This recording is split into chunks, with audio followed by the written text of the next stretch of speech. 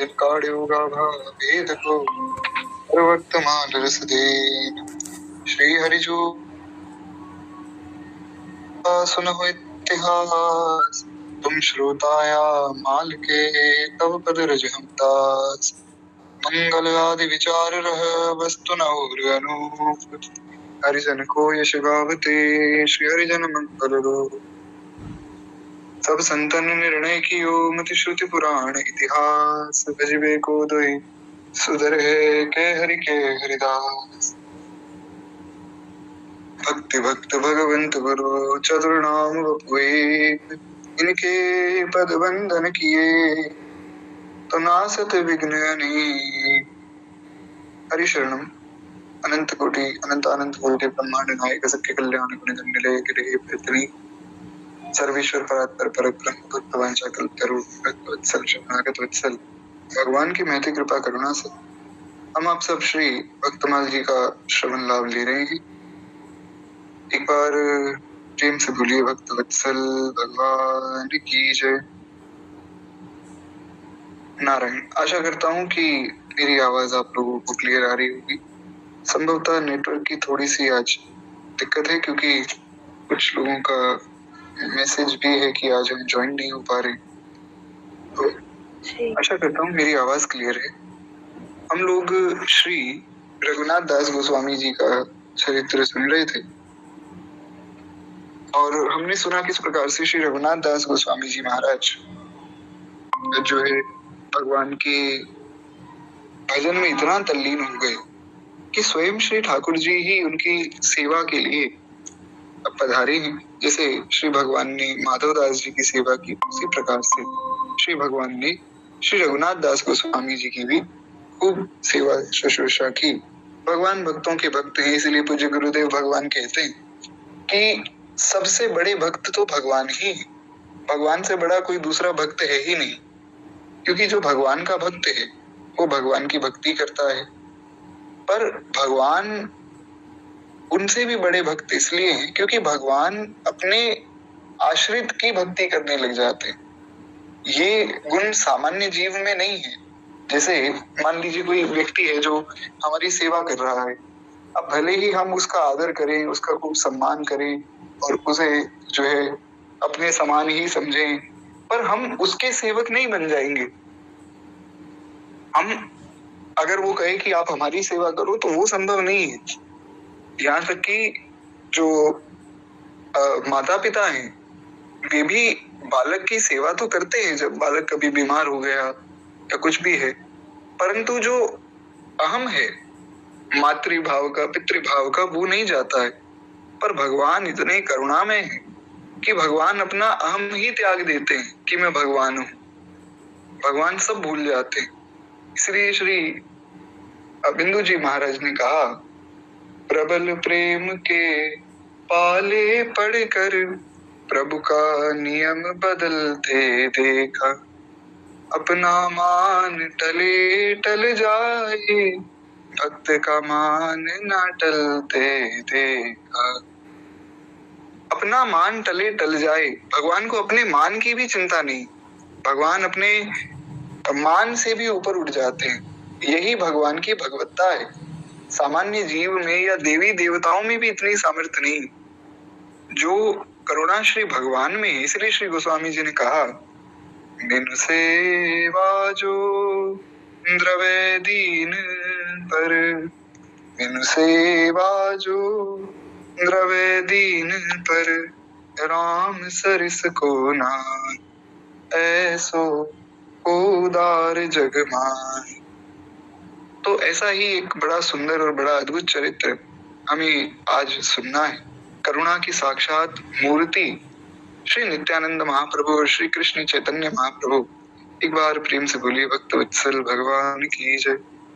बड़े ही दिव्य चरित्र हैं। पूज्य गुरुदेव भगवान कहते हैं कि साधन करते करते जीव में कई बार अभिमान आ जाता है, पर वो अभिमान नष्ट कैसे होगा? तो वो अभिमान कथा श्रवण से नष्ट होगा। जैसे मान लीजिए कोई खूब नाम जपता है, अब नाम जपते जपते उसे थोड़ा अभिमान हो जावे कि महाराज मैं तो बड़ी माला करता हूँ, बहुत नाम जपता हूँ। संभव है, परंतु नाम जपते जपते जब उसके अंदर अभिमान आ जाएगा और वो कहीं श्री स्वामी हरिदास ठाकुर जी की कथा सुनेगा, जो श्री चैतन्य महाप्रभु के ही पार्षद हुए, तो वो सुनेगा कि 22 घंटे वे नाम जपते रहते थे। तो फिर उसे समझ आएगा कि अरे भैया, हम तो अभी बहुत पक्के नहीं हुए हैं। तो इस प्रकार से भक्तों का चरित्र तो निश्चित रूप से दिन में सुनना ही सुनना चाहिए। या तो आप भक्तमाल पढ़ें या भक्तमाल सुने। भक्तों का चरित्र भगवान सुनते हैं। एक बड़ी सुंदर उदाहरण मैं आप लोगों को दूं। निर्णय हुआ, सब संतन निर्णय कियो, मति श्रुति पुराण इतिहास। निर्णय हुआ कि किसका भजन करें। पहले निर्णय हुआ महाराज ब्रह्मा जी हैं, शंकर जी हैं, नारायण भगवान हैं और फिर देवी देवता हैं, किसको भजे। तो श्री वेद व्यास जी ने निर्णय दिया कि आलोड्यम सर्व शास्त्राणि विचार्य च पुनः पुनः इदमेकं सुनिपन्नम च ध्येयो नारायणो हरि। उन्होंने कहा, देखो, मैंने सब वेदों का व्यास किया, सब पुराण लिखे, सब ग्रंथ लिखे। इसका ये मतलब नहीं कि उन्होंने पुराणों की रचना की, ऐसा नहीं। पुराण तो पुरुषोत्तम है, वे तो अपौरुषेय हैं, वे तो पहले से ही हैं। उन्होंने बस उन्हें लिपिबद्ध किया। तो उन्होंने कहा कि मैंने सब लिखने के बाद एक बार वापस पढ़ा और फिर से पढ़ा, उसके बाद एक बार फिर पढ़ा। विचार्य पुनः पुनः, बार बार मैंने विचार किया और इदमेकं सुनिपन्नम च, और मैं एक ही निर्णय पर बार बार पहुंचा।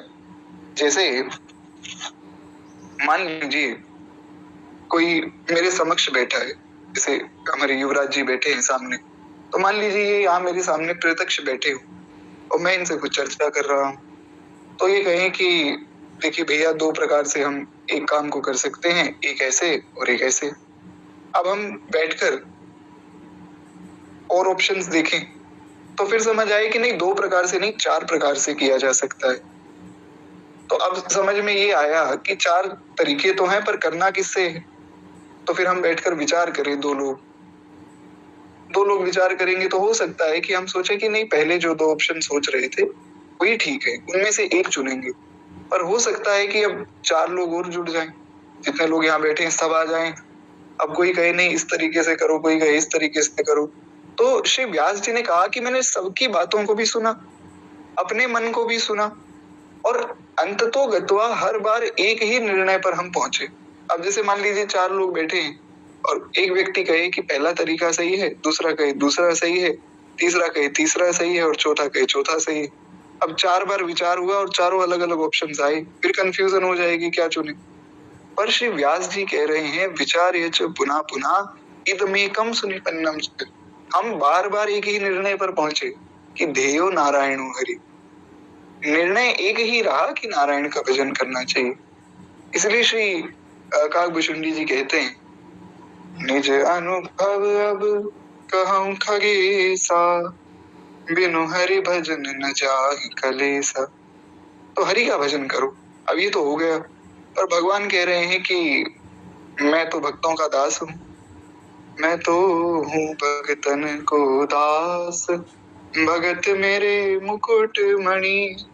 भगवान का भक्त तो महाराज भगवान से भी बड़ा है। भगवान ने कहा भक्त का खूब आदर करना चाहिए।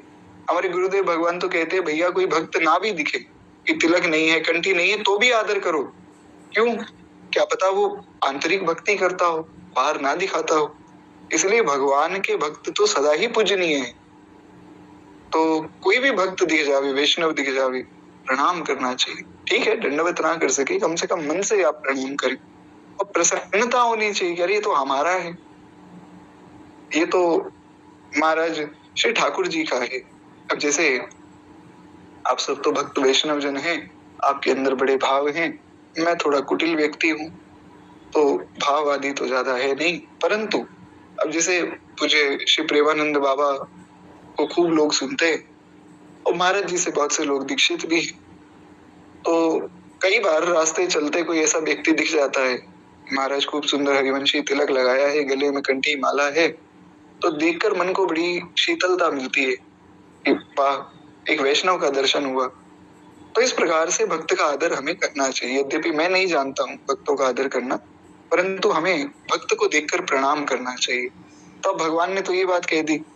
अब फिर से कंफ्यूजन हो गई कि भगवान को भजें कि भक्त को भजें कि देवताओं को भजे, क्या करें? क्योंकि भगवान कह रहे हैं छठदमशील बिरति बहुकर्मा निरत निरंतर सज्जन धर्मा सातवीं सम मोहि मैं जग देखा मोते अधिक संत करि लेखा आठवीं जथा लाभ संतोषा सपने नहीं देखई पर दोषा। भगवान ने नवदा भक्ति में कहा कि सातवीं सम मोहि मैं जग देखा मोते अधिक संत करि लेखा, मुझसे अधिक जो है मेरे भक्त को मानो।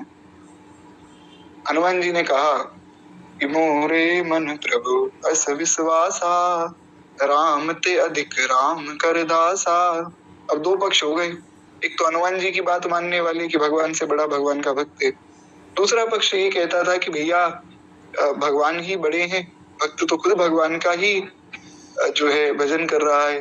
फिर और भी लोग खड़े हुए कि अरे और भी जो है देवी देवता भी हैं, वे भी मनोकामना पूर्ण करते हैं। तो फिर सब संतों ने पुनः निर्णय किया, सब संतन निर्णय कियो मति श्रुति पुराण इतिहास। क्या किया? श्रुति पुराण और इतिहास, वेद पुराण और इतिहास सबको मथा, यही है बस, और कुछ है ही नहीं। वेद है, स्मृति है, उपनिषद है, ये सब आ गए श्रुतियों में। पुराण है और पुराणों में भी फिर संहिताएं आ जाती हैं, फिर जो गृह सूत्र आदि आ जाते हैं, ये सब पुराणों में आ गए। और इतिहास में रामायण है, महाभारत है, गीता जी आदि है, ये सब आ गए। तो सब शास्त्रों का पुनः विचार हुआ, मंथन हुआ, और मंथन करने के बाद सब संतन निर्णय कियो मति श्रुति पुराण इतिहास भजिबे को दो ही सुधर है। श्रुति पुराण इतिहास को मथने के बाद एक निर्णय निकला कि भजिबे को दो ही सुधर है, अब दो लोगों को हम भज सकते हैं, के हरि के हरिदास, या तो हरि या हरि के दास, या फिर दोनों। तो अब फिर से कंफ्यूजन हो गया, तो पहले व्यास जी ने कहा कि भैया हरि का भजन करो, संतों ने निर्णय पुनः किया तो निकला कि भगवान का और भक्त का भी कर सकते हैं। तो अब बात आई कि एक फाइनल डिसीजन बताइए, एक बता दीजिए जिसको हम भजे, क्योंकि दो को भजना तो भैया बड़ा मुश्किल है और हम तो बड़े कंफ्यूज हो रहे हैं। तो श्री चंद्रकला सखी के अवतार श्री अग्र स्वामी जी, उन्होंने निर्णय दिया। श्री चंद्रकला सखी ने अवतार लिया श्री अग्र स्वामी जी के रूप में, और साक्षात नित्य श्री भगवान का जो धाम है वहां से श्री जानकी जी की आज्ञा प्राप्त करके श्री स्वामी अग्रदेवाचार्य जी महाराज आए और उन्होंने निर्णय दिया, श्री गुरु अग्रदेव आज्ञा दई हरि भगतन यश गाओ। श्री गुरु अग्रदेव आज्ञा दई हरि भगतन यश गाओ, भक्तों का यश गाओ। भवसागर के तरण को नाहिन और पार। इसलिए अब फाइनल डिसीजन ये हुआ कि हरि भगतन यश गाओ, भगवान के भक्तोों का यश गाओ, क्योंकि भव सागर के तरण को नाहिन और उपाय, दूसरा कोई उपाय नहीं। तो खैर एक बार प्रेम से बोलिए भक्त वत्सल भगवान की जय। एक बड़ा सुंदर पद है श्री अग्र स्वामी जी का, हम लोग थोड़ा उसकी चर्चा भी कर लेंगे, फिर हम आगे बढ़ेंगे। श्री अग्र स्वामी जी महाराज कहते हैं कि अब भगवान कभी सामने आए तो क्या मांगे। आशा करता हूँ मेरी आवाज जो है क्लियर आ रही होगी, क्योंकि ये पद बड़ा सुंदर है, सबको अवश्य ही इसका ध्यान करना चाहिए। इस पद को सुनकर जो है इसका ध्यान करे, तब और सुख मिलेगा इस पद को सुनने का। श्री अग्र स्वामी जी ने कहा, यह मोहि दीजो राघव राम, यह मोहि दीजो राघव राम। हे राघव, हे राम जी, हमें एक वरदान चाहिए। अब जो देने वाला इतना बड़ा हो तो महाराज छोटी वस्तु नहीं मांगनी चाहिए। पूज्य अग्र स्वामी जी की जो जयंती थी उस पर श्री सियापीय मिलन महोत्सव हुआ महाराज रेवासा धाम में, और पूज्य श्री हिताम्बरीश जी को बुलाया गया। वे तो महाराज ऐसे अद्भुत वक्ता हैं, क्या कहा जाए, बड़े दिव्य महापुरुष हैं। तो उनको पूज्य गुरुदेव भगवान ने कहा कि आपको आकर जो है कुछ भक्त चरित्र कहना है। तो श्री हिताम्बरीश जी आए। अब जब पूर्णता हुई उत्सव की तो उन्होंने एक बड़ी सुंदर बात कही। उन्होंने कहा कि महाराज जी, जब देने वाला आपके जैसा हो तो फिर मैं सामान्य वस्तु क्यों मांगू। और यही बात श्री अग्र स्वामी जी कह रहे हैं भगवान से कि देने वाले अगर रघुनाथ जी हैं तो फिर सामान्य वस्तु नहीं मांगनी चाहिए। तो क्या मांगा है श्री अग्र स्वामी जी ने? दासन दास दास को अनुचर, दासन दास दास को अनुचर, कथा श्रवण मुख नाम, यह मोह दीजो राघव राम। श्री अग्र स्वामी जी कहते हैं कि दासन दास दास को अनुचर। प्रभु हम आपके भक्त बनने योग्य नहीं। महाराज भक्त कैसे बनेंगे? भगवान ने तो कह दिया कि 9 में से कोई एक प्रकार की भक्ति हो तब भक्त हो। श्रवणम कीर्तनम विष्णु स्मरणम पाद सेवनम अर्चनम वंदनम दास्यम सख्यम आत्मनिवेदनम, ये 9 में से कोई एक होनी चाहिए। प्रथम भगति संतन कर संगा, दूसरी रति मम कथा प्रसंगा, गुरुपद पंकज सेवा, तीसरी भगति ज्योति भगति मम गुण गण, करई कपट तजिगा, मंत्र जाप मम दृढ़ विश्वासा, पंचम भजन सुवेद प्रकाशा, छठदम शील विरति बहु कर्मा, निरत निरंतर सज्जन धर्मा, सातवीं सम मोहि मैं जग देखा, मोते अधिक संत करी लेखा, आठवीं जथा लाभ संतोषा, सपने नहीं देखई पर दोषा, नवम सरल समसन छल हीना, मम भरोस हर्ष न दीना। भगवान ने कहा 9 प्रकार की भक्ति हो, या तो मेरी कथा सुनने वाला हो, या संतों से प्रेम करने वाला हो, या गुरु सेवा करने वाला हो, गुरु पद पंकज सेवा, गुरु जी के चरणों का सेवक हो। गुरु चरणों का सेवक मतलब गुरु जी की एक बात को मानने वाला हो महाराज।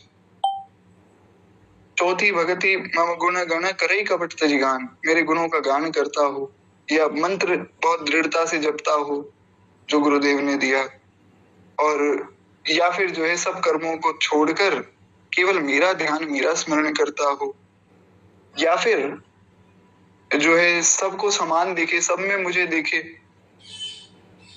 या फिर ऐसा हो कि महाराज उसको संतोष हो हर चीज में, जो मिला जितना मिला प्रसन्न रहे, या फिर वो ऐसा हो कि वो सरल हो। नवम सरल सम सन छल हीना, सब प्रकार से छल को त्याग कर जो है मेरा भजन करे। अब हम अगर विचार करें तो हम में इनमें से कितने गुण हैं? अगर बहुत सावधानी से देखें तो कहीं ना कहीं त्रुटि हर चीज में है। तो अग्र स्वामी जी ने कहा कि दासन दास दास को अनुचर। प्रभु हम आपके दासों के दास हो जाएं। आपके दास बनने की योग्यता नहीं है, पर मैं आपके दास का दास बन सकता हूं। दासन दास दास को अनुचर, कथा श्रवण मुख नाम, यह मोहि दीजो राघव राम। तो श्री अग्र स्वामी जी कहते प्रभु या तो मैं आपके दास का दास बन जाऊं, या दासन दास दास को अनुचर। आपका जो दास है, आपका जो सेवक है, आपका जो भक्त है, उसका सेवक, उसका भी सेवक, और उसका भी अगर कोई अनुचर हो तो मैं उसका सेवक बन जाऊं। आपके भक्तों के भक्त का भक्त अगर कोई है तो मैं उसके चरणों का दास बन जाऊं। बस इतनी कृपा कीजिए। और तो भगवान ने कहा भैया और मांगो। तो बोले और एक वस्तु मैं मांगता हूं, कथा श्रवण मुख नाम। आपकी कथा सुनने को मिलती रहे, कथा का अमृत मिलता रहे, और मुख पे जो है आपका सुंदर दिव्य नाम हो। और बस दिन रात जो है सीताराम सीताराम सीताराम जय सीताराम, राजा राम राजा राम राजा राम जय राजा राम, सीताराम सीताराम सीताराम जय सीताराम। राधे श्याम राधे श्याम राधे श्याम जय राधे श्याम। सीताराम सीताराम सीताराम जय सीताराम। तो इस प्रकार से आपका नाम जपता रहूं और कथा आपकी सुनता रहूं, बस इतनी कृपा कीजिए। यह मोहि दीजो राघव राम। तो इस प्रकार से श्री गोस्वामी जी ने गाया। अब दास का विचार ये है कि श्री महाप्रभु के चरित्र में हम लोग कल प्रवेश करें। कल सुबह जो है 6 बजे ही कथा होगी, अब से सुबह का ही समय रहेगा प्रभु कृपा से। तो अभी हम लोग इस पद को सुन लेते हैं, फिर श्री अग्र स्वामी जी का एक और पद है, उस पद को सुन के फिर वाणी को हम विश्राम देंगे। कुछ शरणागति के सिद्धांत पर चर्चा कर ली जाए, क्योंकि अभी फिर अगर कुछ प्रसंग शुरू करेंगे तो वो फिर एक ठौर तक नहीं पहुंच पाएगा। तो खैर एक बार प्रेम से बोलिए भक्त वत्सल भगवान की जय। तो श्री अग्र स्वामी जी कहते हैं, मोक्ष आदि द्वे चार पदार्थ मेरो नाहिन काम। भगवान ने कहा भैया आप जो है मेरी भक्ति मांग रहे हो तो मैं आपको मोक्ष दे देता हूँ। मोक्ष देने के लिए तो भगवान तैयार रहते, आप खूब भजन कीजिए। और भगवान सामने आए और आप कुछ कहें कि प्रभु हमें ये दे दीजिए वो दे दीजिए, भगवान दे देंगे। आप कहें प्रभु मोक्ष दे दीजिए, भगवान कहेंगे ठीक है मोक्ष ले लो।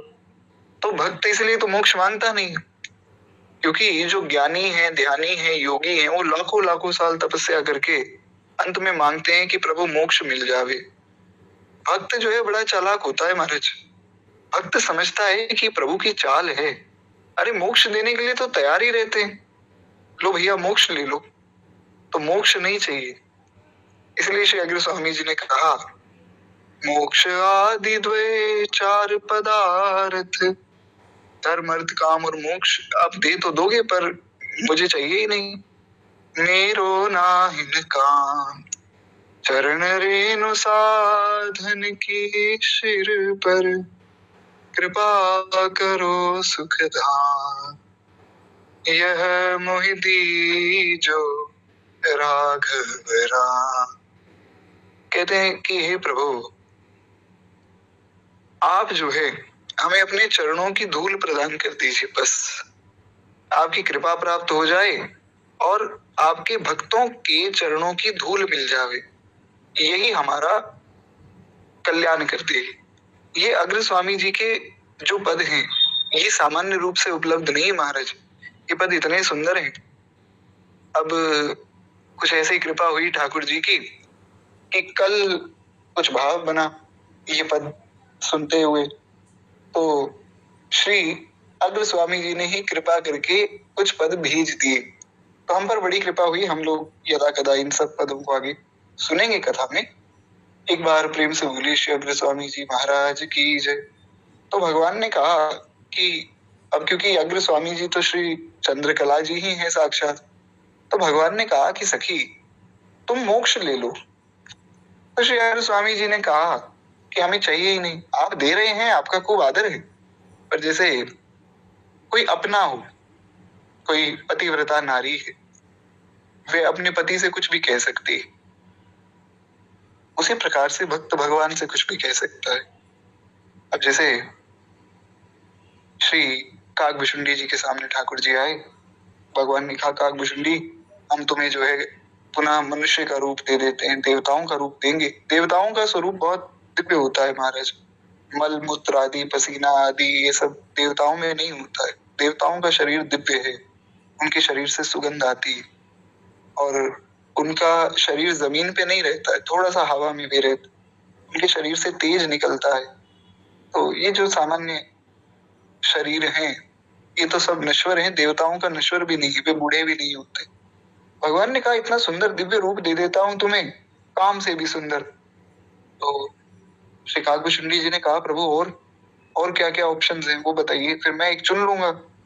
भगवान ने कहा देखो तुम ब्रह्मा का पद ले लो, सबसे बड़ा पद है महाराज। बोले नहीं वो तो नहीं चाहिए, और बताइए। बोले फिर तुम ऐसा करो कि तुम्हें मैं सब प्रकार से धन संपत्ति वैभव ऐश्वर्य सब दे देता हूँ।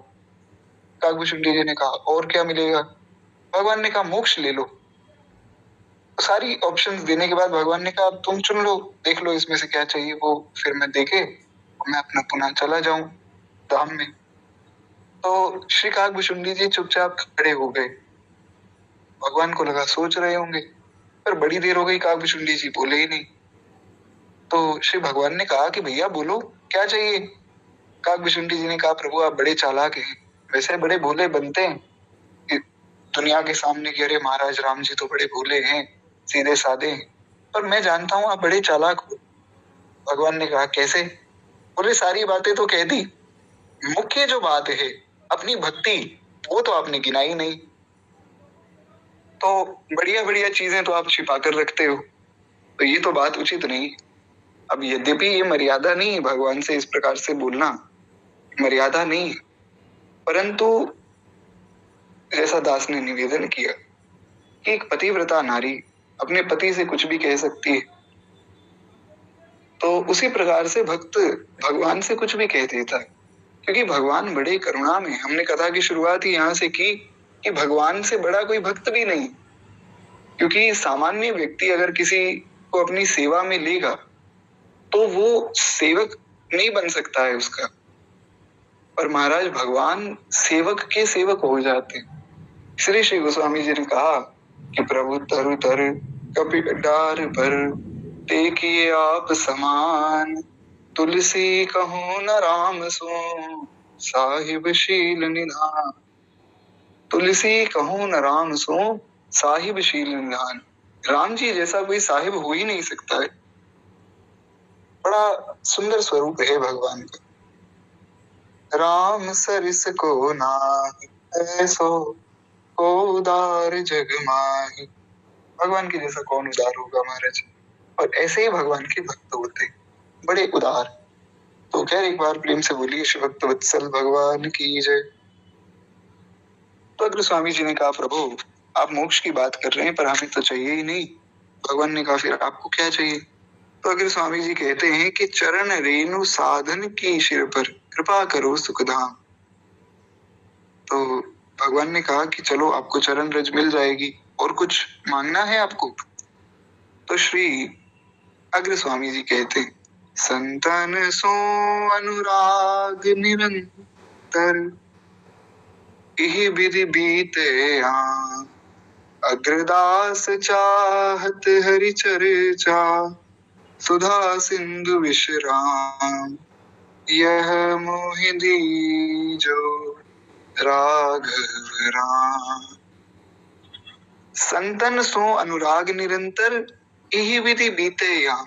संतों से निरंतर हमारा प्रेम बढ़ता रहे। भगवान का जो भक्त है उससे क्षण प्रतिक्षण प्रेम बढ़ता रहे, प्रेम घटे नहीं।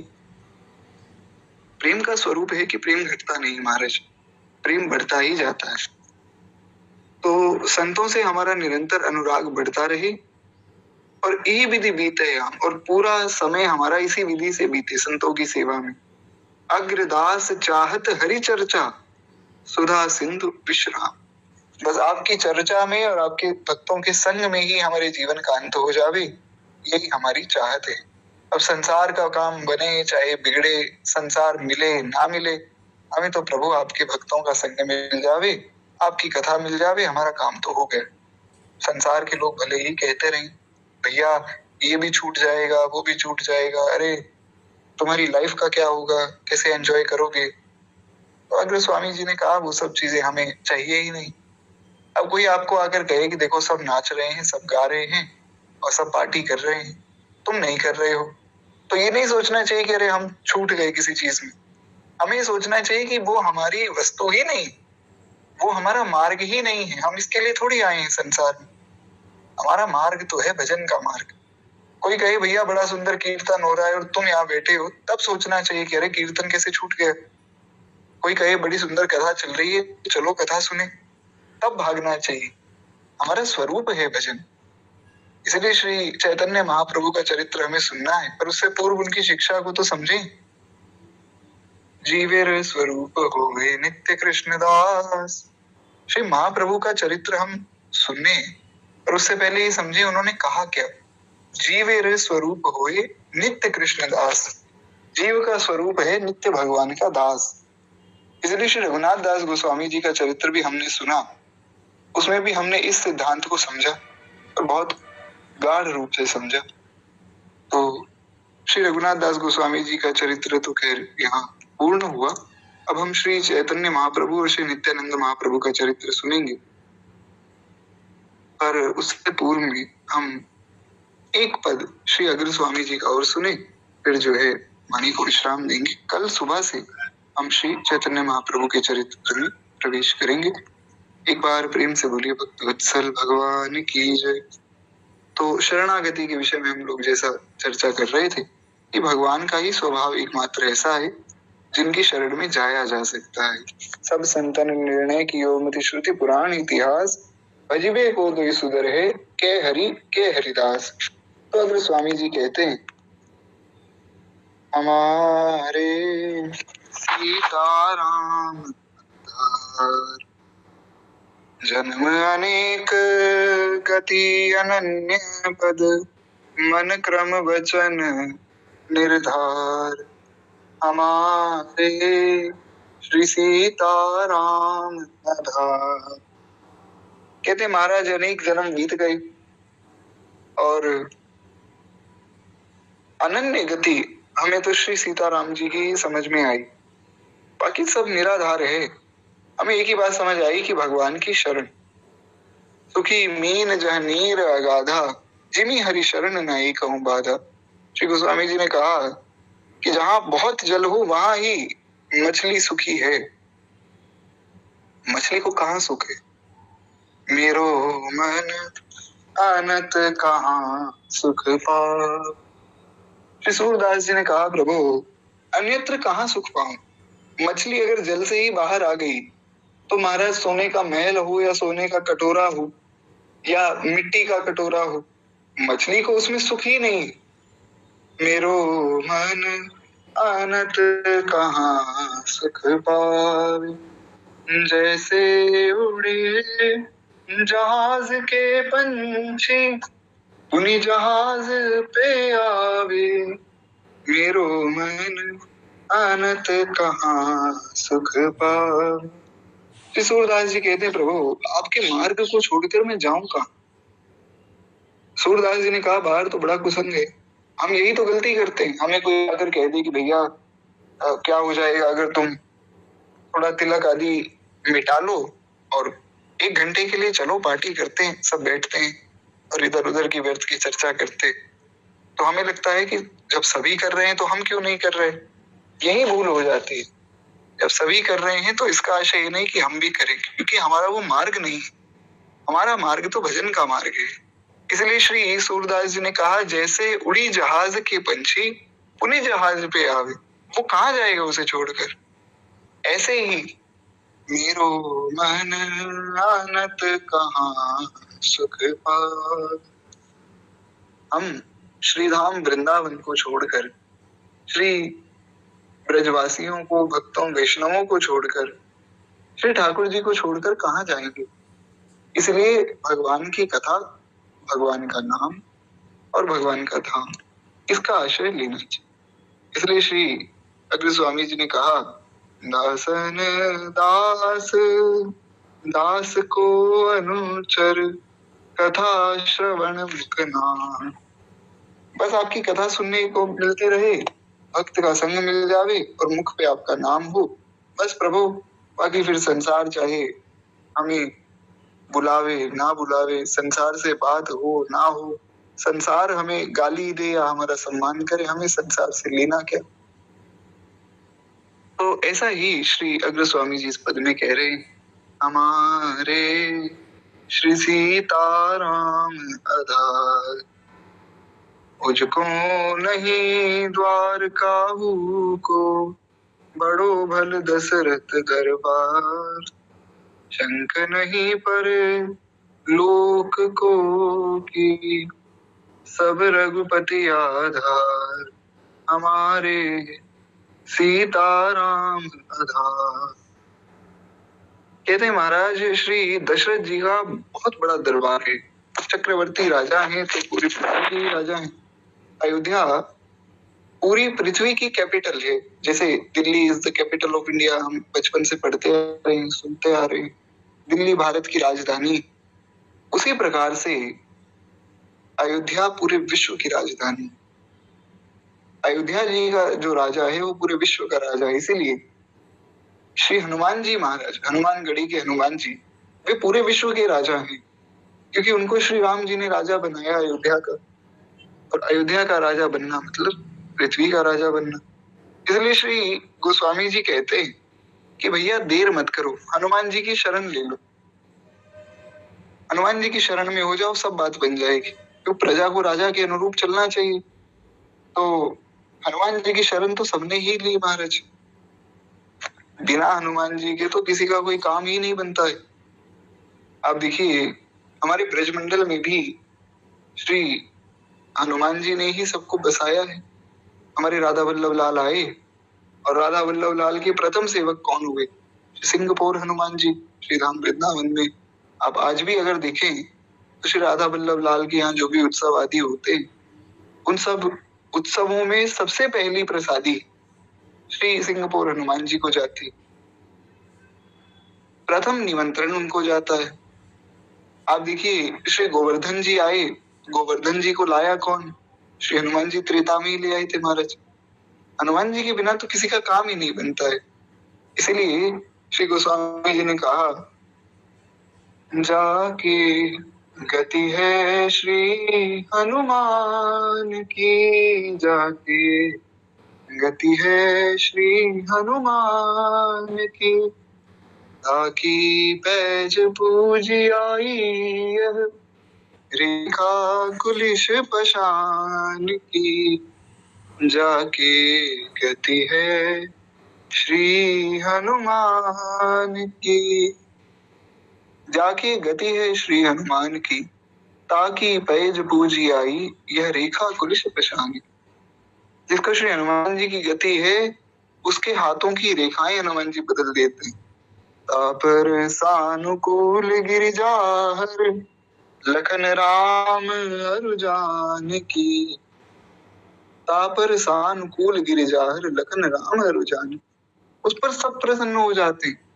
श्री ठाकुर जी प्रसन्न हो जाएंगे, श्री किशोरी जी प्रसन्न हो जाएंगी, भगवान जो है उमा महेश्वर प्रसन्न हो जाएंगे, लखन लाल जी प्रसन्न हो जाएंगे, सब देवी देवता प्रसन्न हो जाएंगे।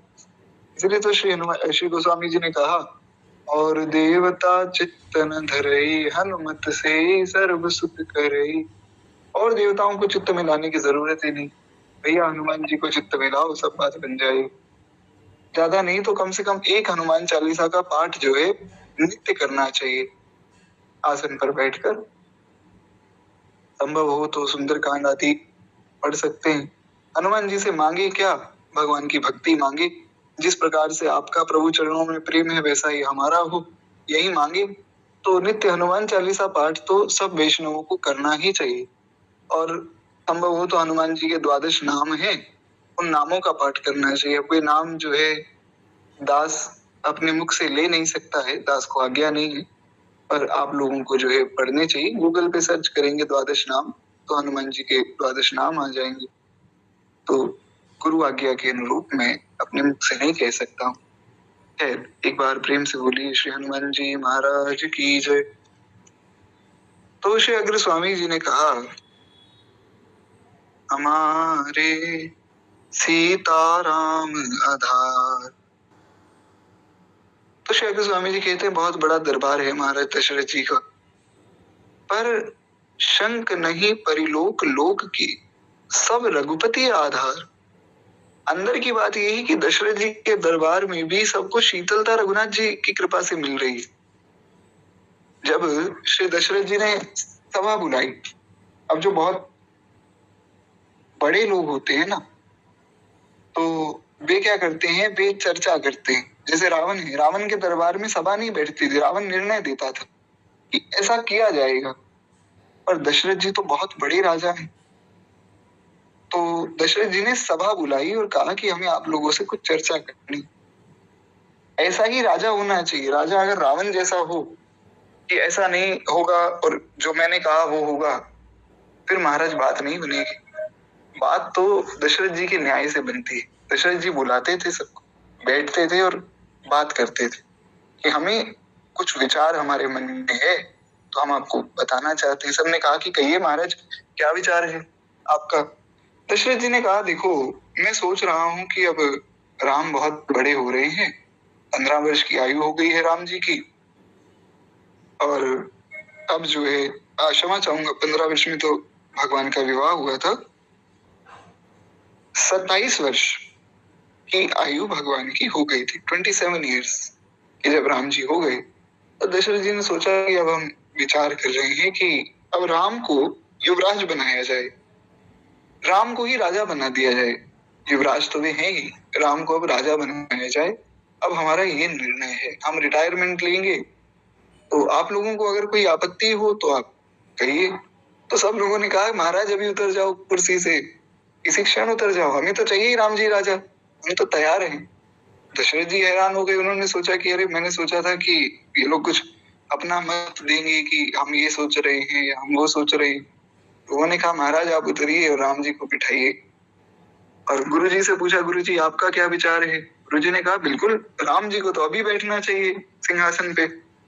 तो दशरथ जी ने कहा, कोई मुहूर्त होगा? क्योंकि हमारे यहाँ तो हर काम मुहूर्त से होता है महाराज। हमारे गुरुदेव भगवान तो कहते हैं कि सनातन धर्म में तो पशु पक्षी भी इतने समझदार हैं कि वे भी मुहूर्त से ही सब काम करते हैं। हमारे यहाँ तो मरने का भी मुहूर्त है। संभवतः आपको आश्चर्य हो ये बात सुन के, मरने का भी मुहूर्त बताया गया। उत्तरायण और दक्षिणायन 2 पक्ष हैं 6-6 महीने के, तो उसमें किस महीने में मरना श्रेष्ठ है और कहाँ मरना श्रेष्ठ है, तो ये भी बात कही गई। इसलिए तो भक्त प्रार्थना करता है कि प्रभु हमारा अंत कैसा हो। यही तो हम गलती करते हैं, हम अपना अंत ही नहीं सुधारना चाहते। एक दिन मौत आएगी, मर जाएंगे, ऐसा थोड़ी होता है।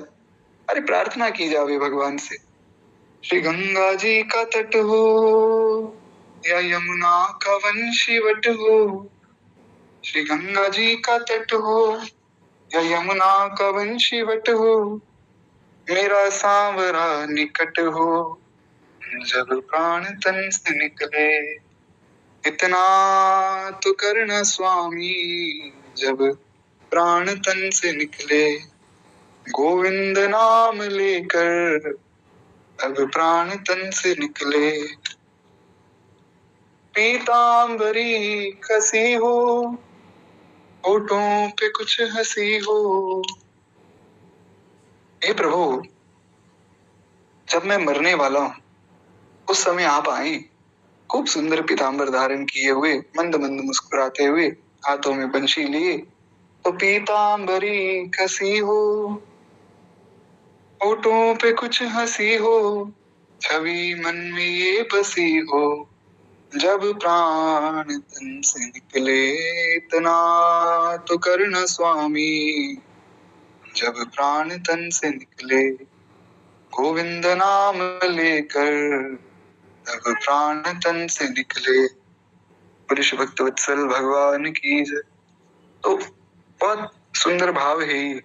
उस वक्त जल्दी आना, प्रभु देर ना लगाना, श्री राधा को साथ लाना, जब प्राण तन से निकले, गोविंद नाम लेकर तब प्राण तन से निकले। अंत सुधारे। तो महाराज सबने कहा कि हमारे राम जी राजा बने, ये हमारा भी जो है, हमारी भी अभिलाषा है। इसलिए श्री अग्र स्वामी जी ने कहा कि वास्तविक सुख तो राम जी पहुंचा रहे। सो सुख धाम राम असनामा, सो सुख धाम राम असनामा, सकल लोक पाई विश्राम। ऐसे राम जी तो हमारे सीताराम आधार, और आही कछु जानो नाही मनु, सुर नर असुर अपार, अग्रदास आलंबन दृढ़ व्रत, वैदेही भरता, हमारे श्री सीताराम आधार। अब अग्र स्वामी जी हैं तो वास्तव में चंद्रकला सखी ही, तो चंद्रकला सखी अपनी सखी स्वरूप को कैसे छोड़े? श्री किशोरी जी की शरणागति लेकर ही रघुनाथ जी के पास जाती श्री सखियां। अब देखिए, श्री किशोरी जी की शरण लेकर फिर वे कह रहे हैं हमारे सीताराम आधार। सखियों का ये जो भाव है ये बहुत गाढ़ है कि पहले श्री किशोरी जी, इसलिए अग्र स्वामी जी ने अंत में भी यही कहा कि और ही नहीं कछु जाने मन, मेरा मन और कुछ नहीं जानता है प्रभु। सुर नर असुर अपार, बहुत से देवता, बहुत से दानव, राक्षस, मनुष्य और सब लोग हैं, मुझे किसी से कोई मतलब नहीं। गृदास आलंबन दृढ़ व्रत, मेरा तो बस एक ही आश्रय है। कौन? श्री वैदेही भरतार, वैदेही के जो भरतार हैं, वैदेही के जो पति हैं, श्री किशोरी जी के पति, किशोरी जी के नाते से हम आपको भज रहे हैं। तो श्री जानकी वल्लभ लाल वे हमें अपनी शरण में लें, वे हमारा उद्धार करें, हमारा तो बस यही अभिलाषा है। इसलिए श्री गोस्वामी जी ने कहा एक भरोसो एक बल, एक आस विश्वास, स्वाति सलिल रघुनाथ जस, चातक तुलसीदास। तो श्री किशोरी जी का आश्रय लेकर हम श्री भगवान को भजें और भगवान की कथा श्रवण और भगवान का नाम, विशेष रूप से श्री किशोरी जी का नाम, परम धन राधा राधा राधा राधा राधा, जीवन धन राधा राधा राधा राधा राधा, हमारो धन राधा श्री राधा श्री राधा, जीवन धन राधा श्री राधा श्री राधा।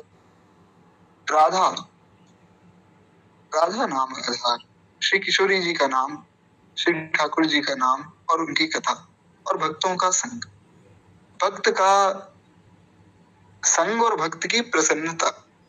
भगवान का भक्त प्रसन्न हो, वो हम पर रीझ जावे तो सब प्रकार से बात बन जाएगी। इसलिए भक्त का संग बहुत आवश्यक है और भक्त की प्रसन्नता आवश्यक है।